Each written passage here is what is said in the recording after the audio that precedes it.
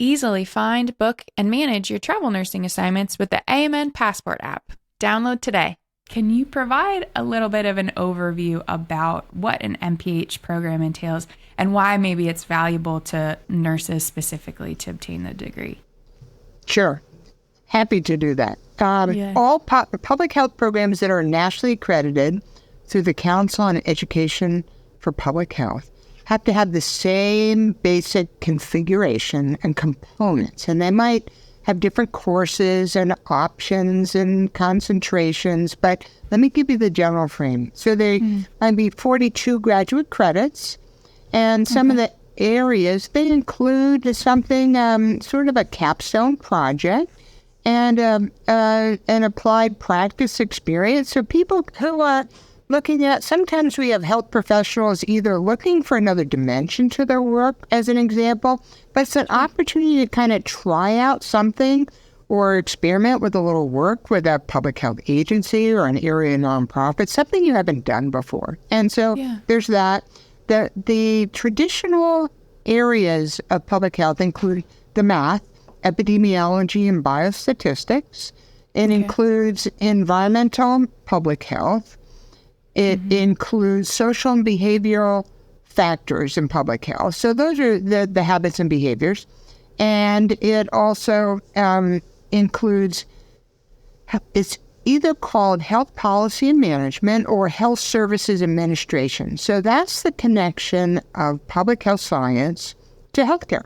So those are the kind of the core areas. And if you think about today, and so most programs give you some direct didactics and coursework in each of those areas. But then if you think about sort of some of the more of the issues and the challenges, a lot of those kind of intersect. You know, one of the big ones is right now is the whole challenge to provide high quality information to the public education piece, and prevent misinformation. That might be one. You know, informatics connects healthcare and public health. So there's a lot of kind of cross-cutting issues also. So I'll stop there, but that's kind of the general frame. Okay. And so are there different like specializations that you can do within, you know, like do you specialize in social behavior sciences under the umbrella of a master's in public health, or are they all just different courses that are, you know, you take courses in each one? That's where different programs allow you to do different things. Okay. So what I just described, and we intentionally have a strong generalist program. So we want to make sure that you have depth in all of the foundations of public health. And you still have elective courses, so you can do that. We do have one concentration in global health leadership, and I can tell you more about our thinking about that. But depends on the program.